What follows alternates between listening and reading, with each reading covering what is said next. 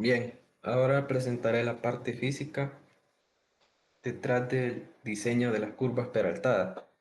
Para comenzar, el peralte es la inclinación transversal que se le da a una carretera en una curva. Dicha inclinación sirve para reducir el efecto de la fuerza centrífuga, que tiende a sacar al vehículo hacia afuera de la curva. Al inclinar la superficie, parte del peso del vehículo se descompone de modo que genera una fuerza centrípeta adicional, que básicamente ayuda a mantener a que el vehículo esté estable dentro de la trayectoria de la curva. Gracias a esto, el vehículo necesita menos fricción y puede tomar la curva de forma más estable y más segura, incluso a velocidades más altas.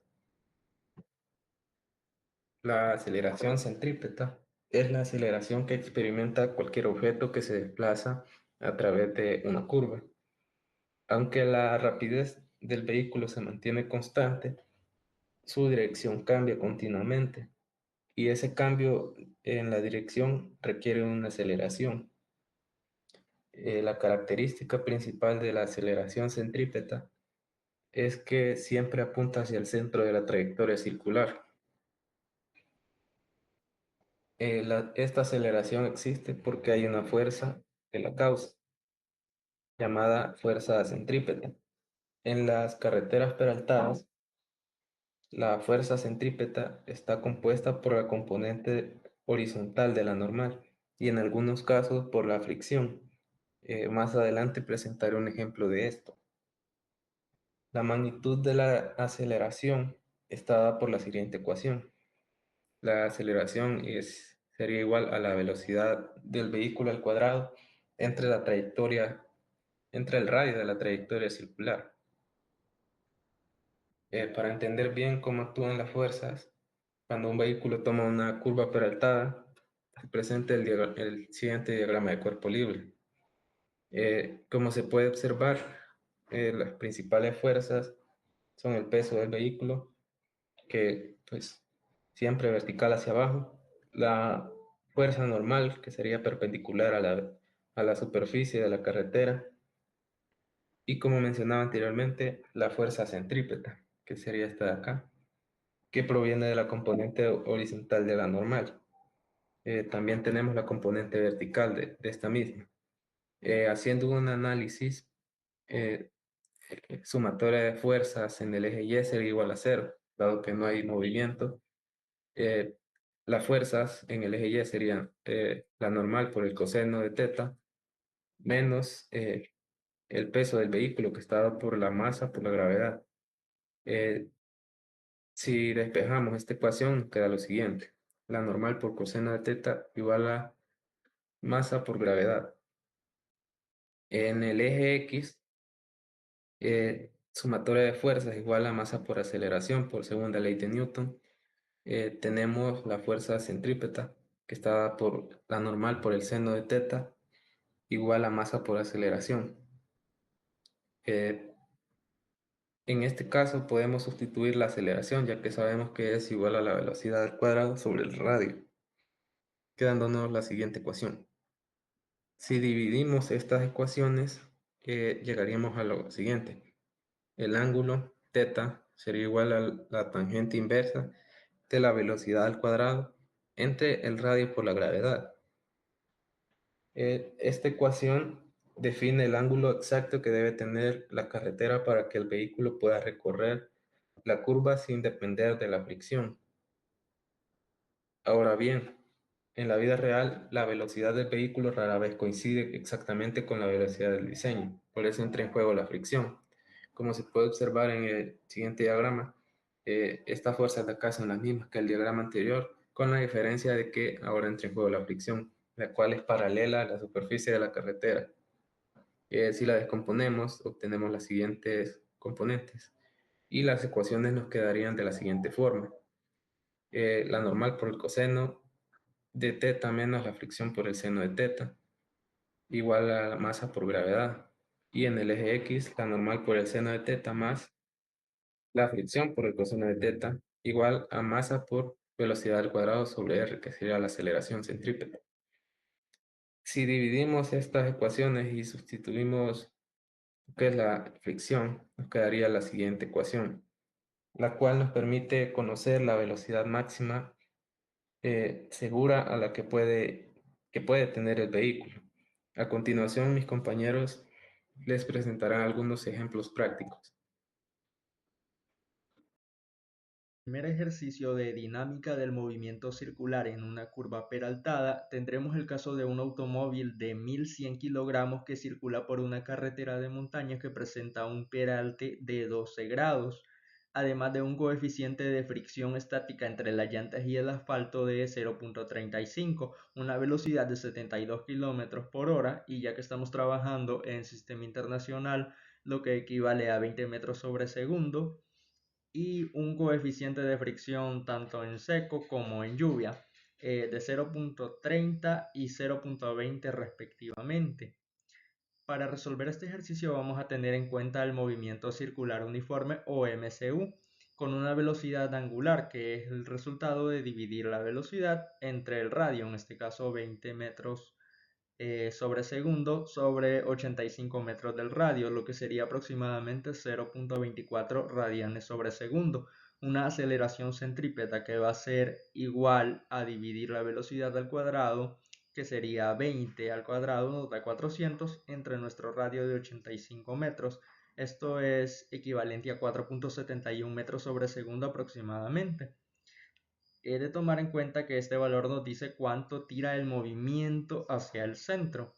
Eh, Luego tenemos la representación en coordenadas polares. Con un valor constante de 85 metros como radio, la aceleración radial es igual al producto negativo porque este apunta hacia el centro y la componente tangencial de θ va a ser igual a cero.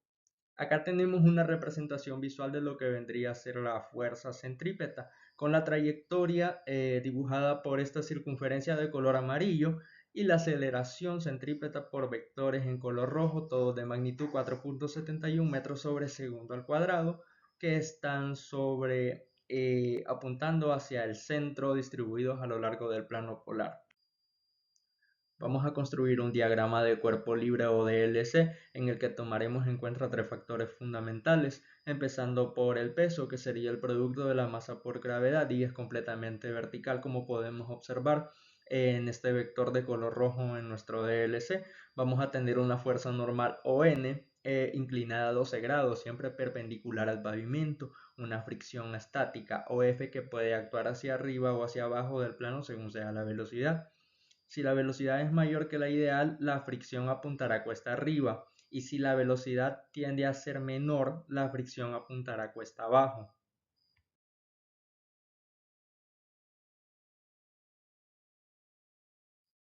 Fricción y sentido de la fuerza de rozamiento. Para calcular la velocidad del peralte ideal sin fricción, vamos a obtener la raíz cuadrada del producto de nuestro radio por la gravedad por la tangente del ángulo de peralte, que sería 12 grados. Esto nos va a dar 13.31 metros sobre segundo o 47.9 kilómetros por hora. Ahora bien, es crucial que si la velocidad es mayor que la ideal, la fricción apuntará cuesta arriba, como es en nuestro caso, que es de 72 kilómetros por hora. Si fuera el caso contrario, la fricción apuntaría cuesta abajo. Esto es lo que evita que el vehículo se deslice hacia afuera de la curva o que derrape. Para la fuerza estática máxima vamos a calcular la normal. En este caso es el producto de la masa por la gravedad por el coseno del ángulo, lo que nos da como resultado 10.544.43 newtons. Vamos a calcular la fricción necesaria para que no ocurra el derrape antes mencionado.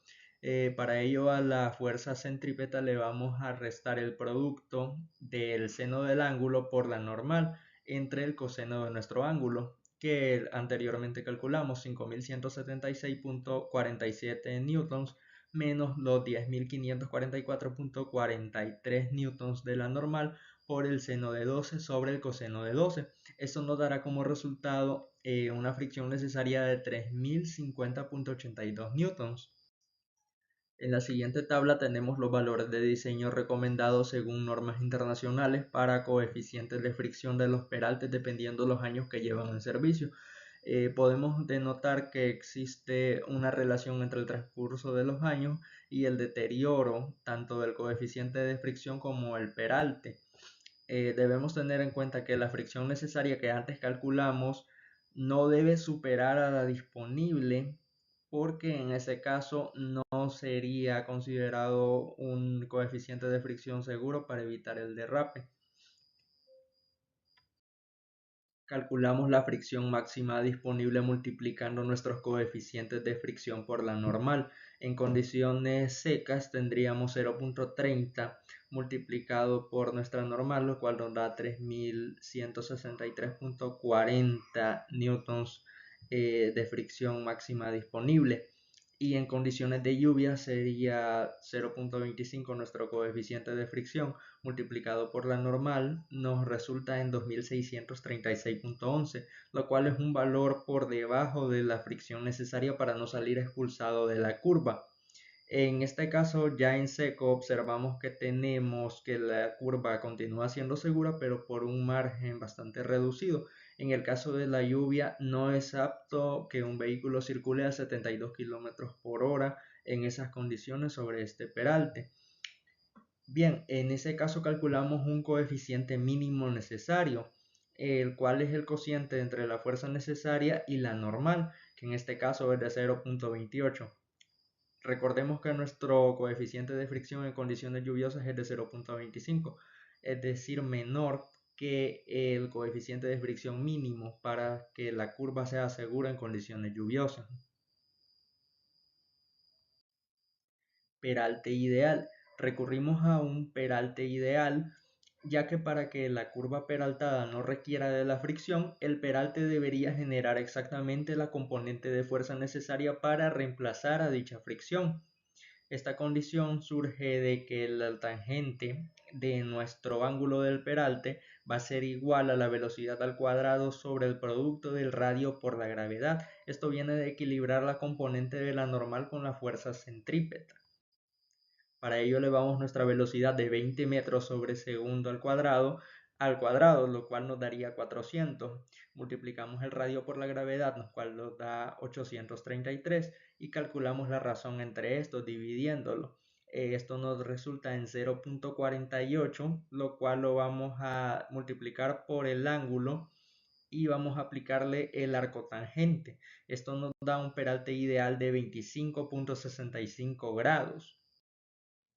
Para calcular la velocidad máxima y mínima permitida en este peralte, vamos a tener las ecuaciones de equilibrio. La componente vertical, que es la parte de la fuerza normal que actúa verticalmente, con un signo más o menos que representa si la fricción apuntará hacia arriba o apuntará hacia abajo. En este caso, cuando el vehículo va muy lento y tiende a deslizarse hacia el centro, o esta irá hacia abajo cuando el vehículo va muy rápido y tiende a salirse de la curva o a ascender en esta. Vamos a tener la componente radial o centrípeta, que esta representa el equilibrio de fuerzas en la dirección radial, es decir, hacia el centro de la curva. La suma de las componentes radiales de la normal y la fricción debe igualar a la fuerza centrípeta necesaria para mantener el vehículo dentro de la curva.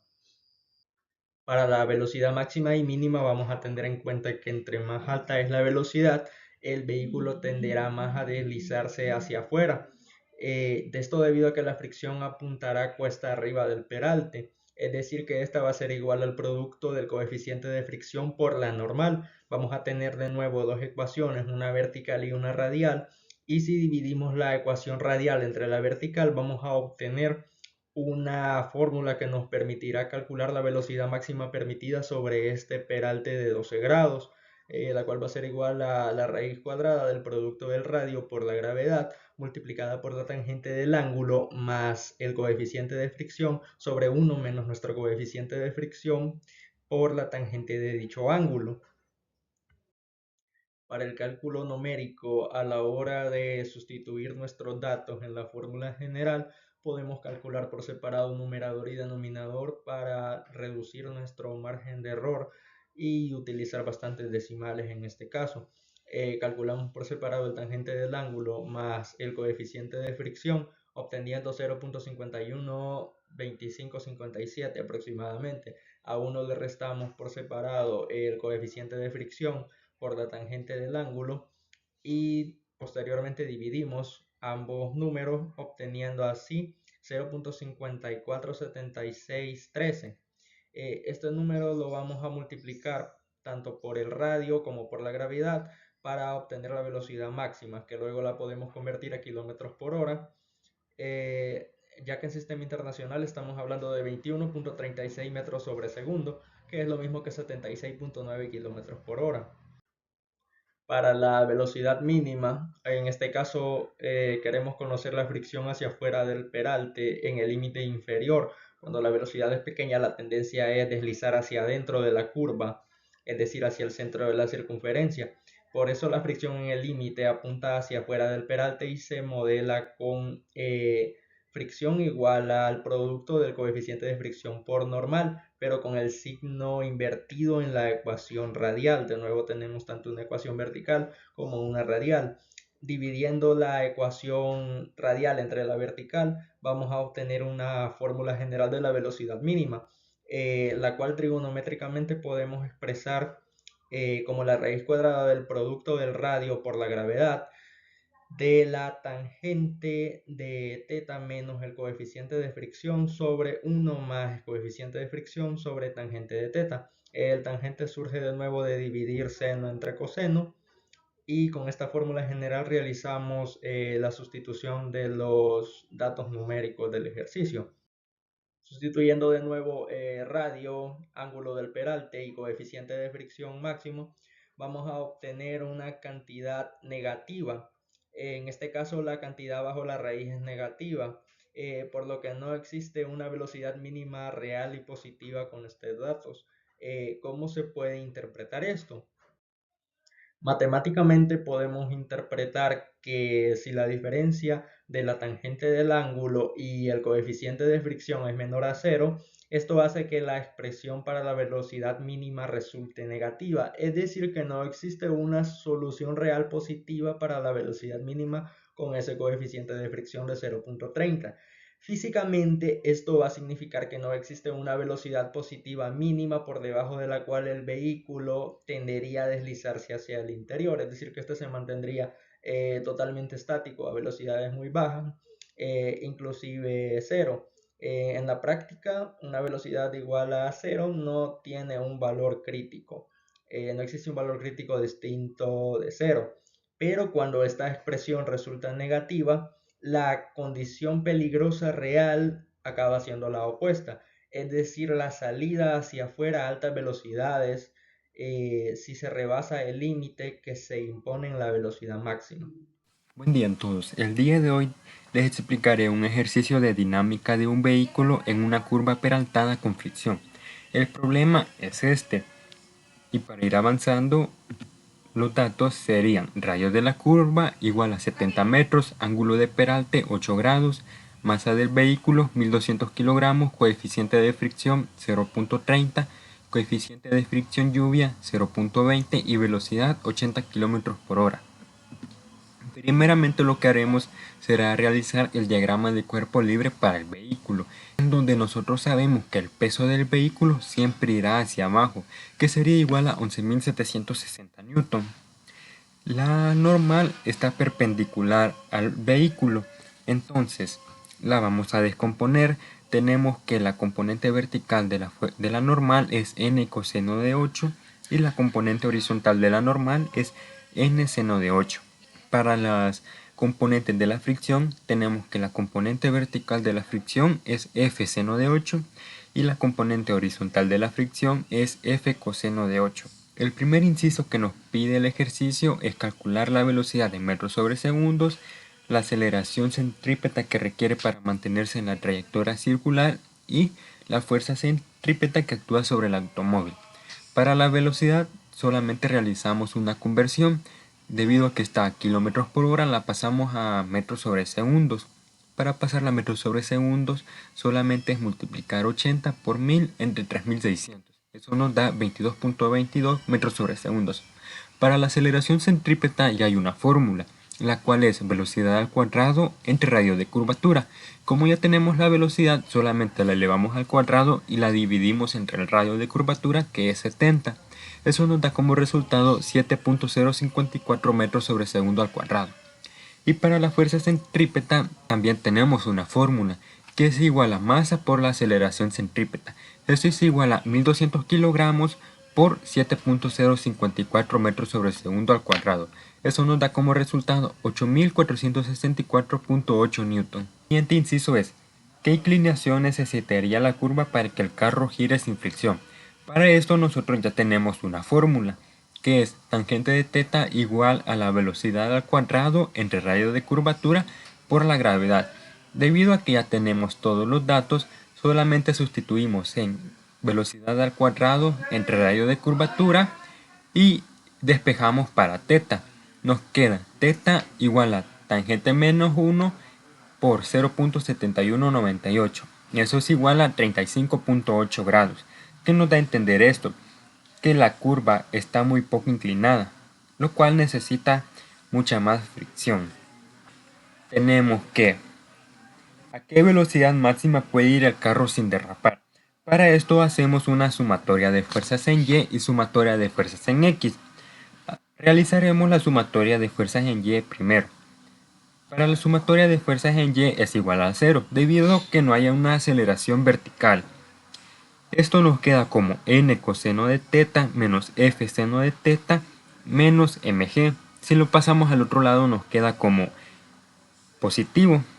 Entonces, sabemos que la fuerza de fricción es igual a al coeficiente de fricción por la normal. Entonces, si hacemos factor común de n, nos queda como n coseno de θ menos coeficiente de fricción por seno de θ igual a mg.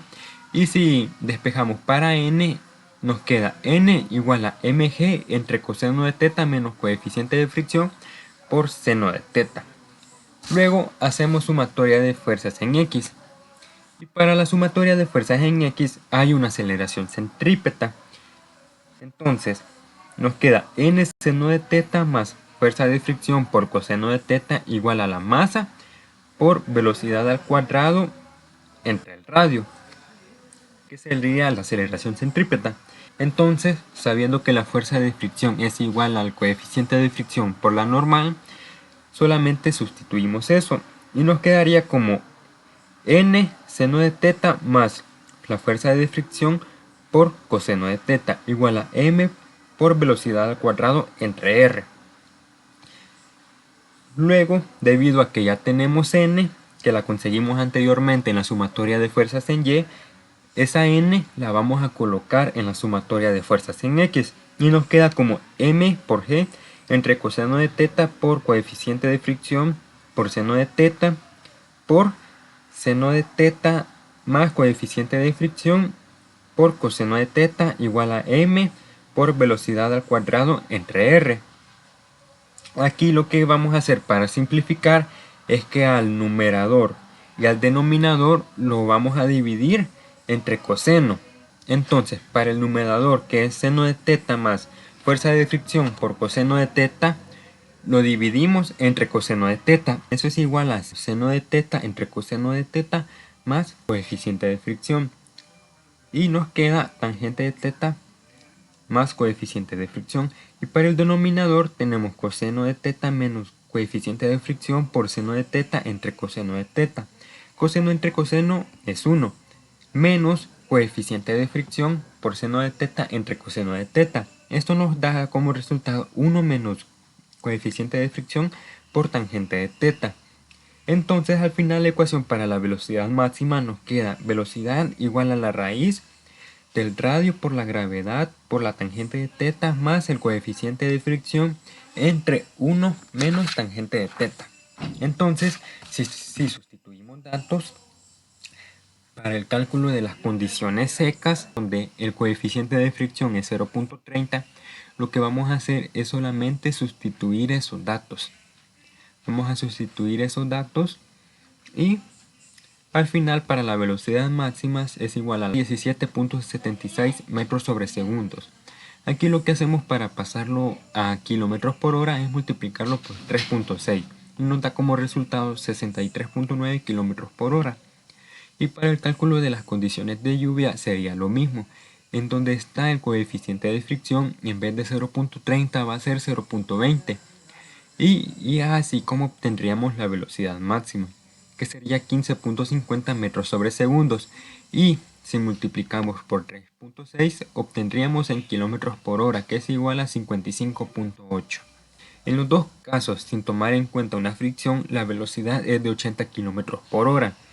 Si tomamos en cuenta una fricción para cada condición, obtenemos que para las condiciones secas hay una diferencia de 16.1 kilómetros por hora y para las condiciones de lluvia hay una diferencia de 24.2 kilómetros por hora. ¿Qué entendemos por esto? Que en los dos casos va demasiado rápido.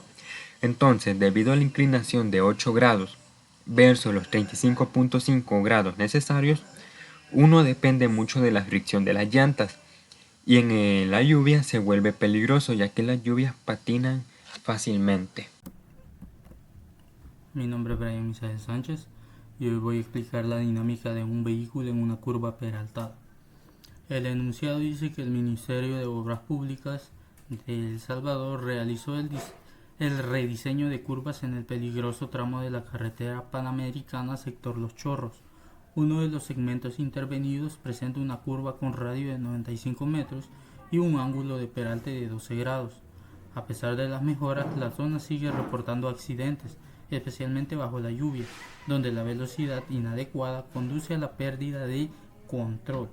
Se analiza el caso hipotético de un vehículo tipo SUV de masa 1600 kilogramos que transita por esta curva.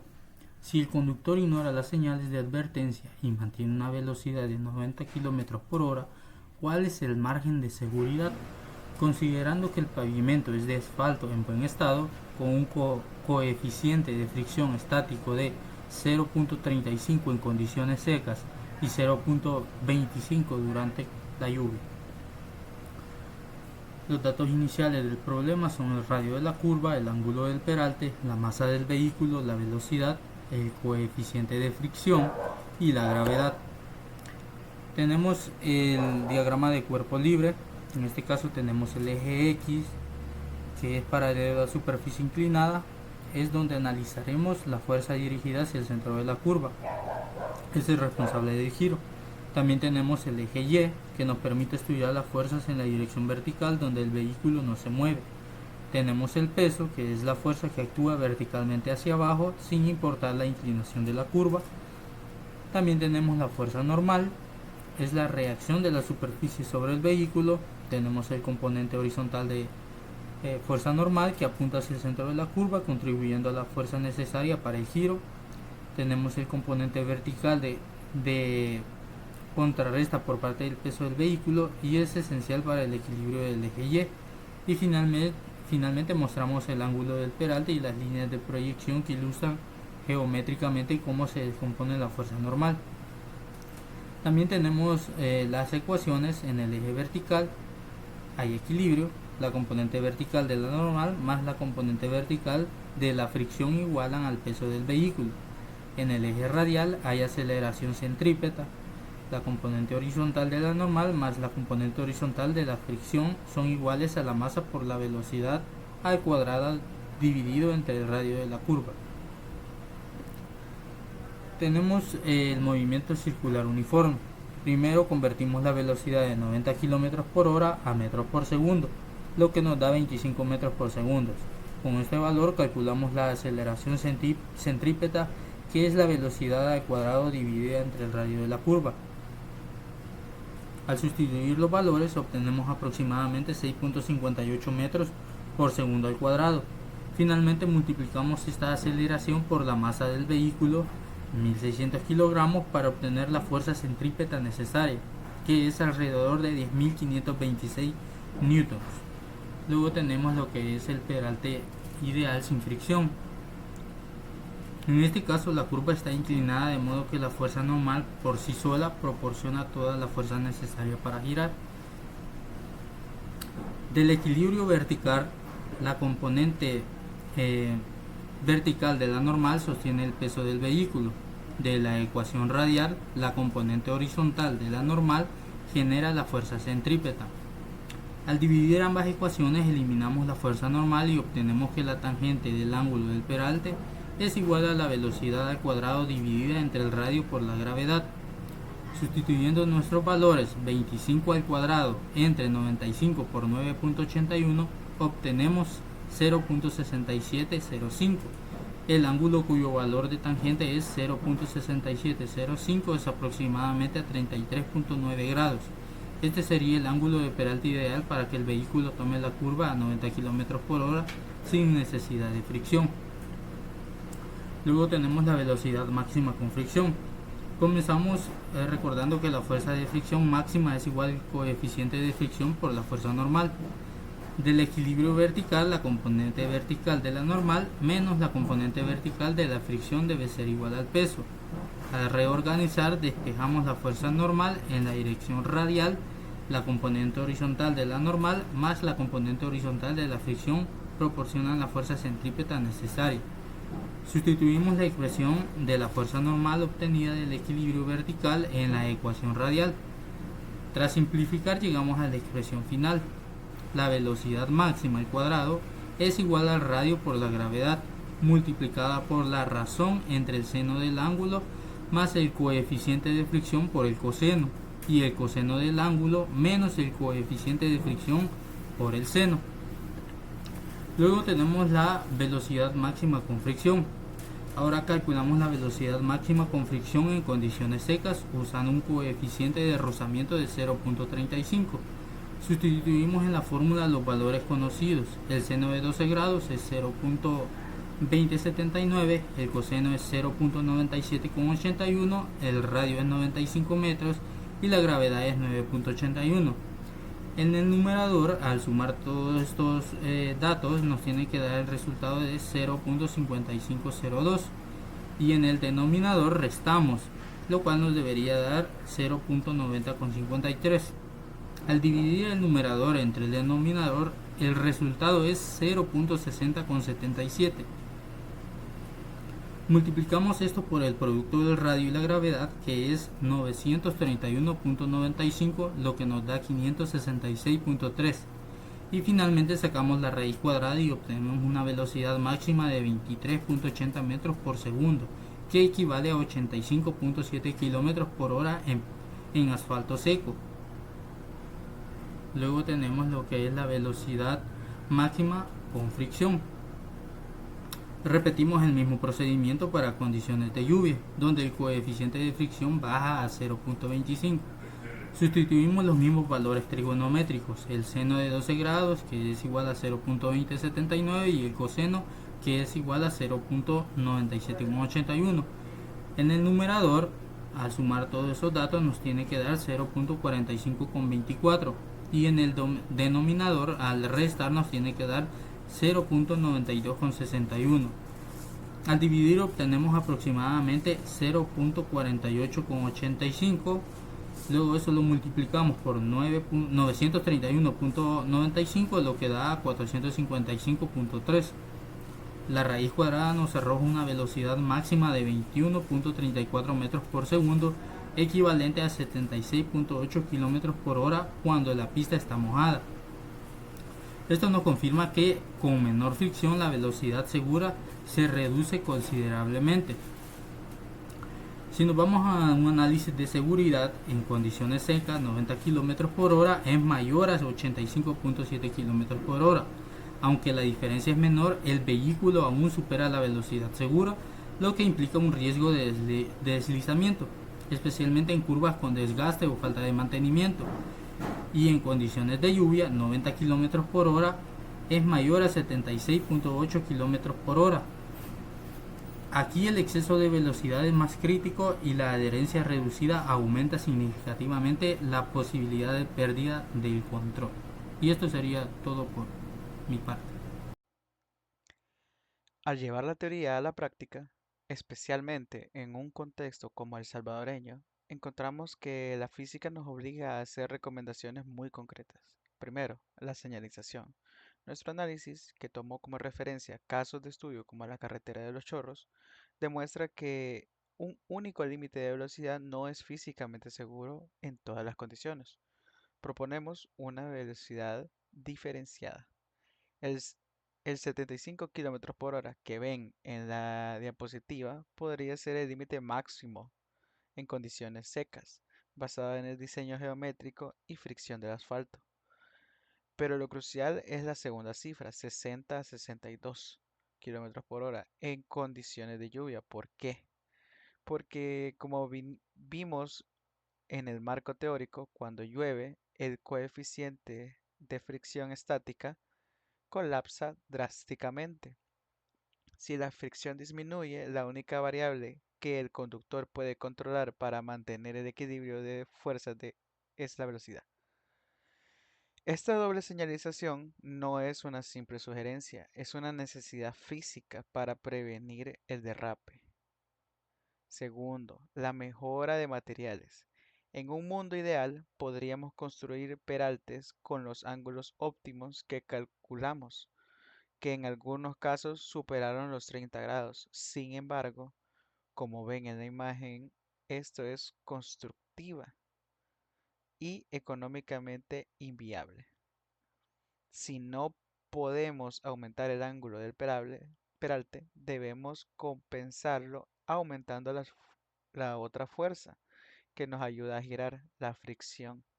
Por eso, en curvas críticas idénticas es fundamental priorizar el uso de mezclas asfálticas de alto agarre que garanticen un coeficiente de fricción superior a 0.40, incluso con desgaste. Esto compensa la deficiencia del ángulo. Tercero, la intervención en diseños deficientes. Hay puntos negros en nuestra red vial, como la curva de la muerte en Nahuidingo, famosos por su alta siniestralidad. Los reportes y nuestros análisis sugieren que estos no son lugares malditos, son lugares con diseños geométricos físicamente deficientes. A menudo carecen de peralte adecuado o tienen radios de curva demasiado cerrados para la velocidad promedio de la vía. La física nos dice que estos puntos deben ser intervenidos y rediseñados.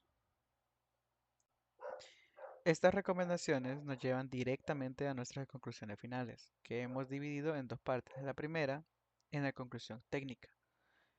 Primero, el equilibrio de fuerzas es la clave. Si algo debe quedar claro de esta investigación es que la seguridad en una curva no es solo un factor, es un equilibrio dinámico entre cuatro fuerzas: la gravedad, la fuerza normal, que el peralte inclina, la fricción, que depende del asfalto y el clima, y la inercia del vehículo, que depende de su velocidad y del radio de la curva.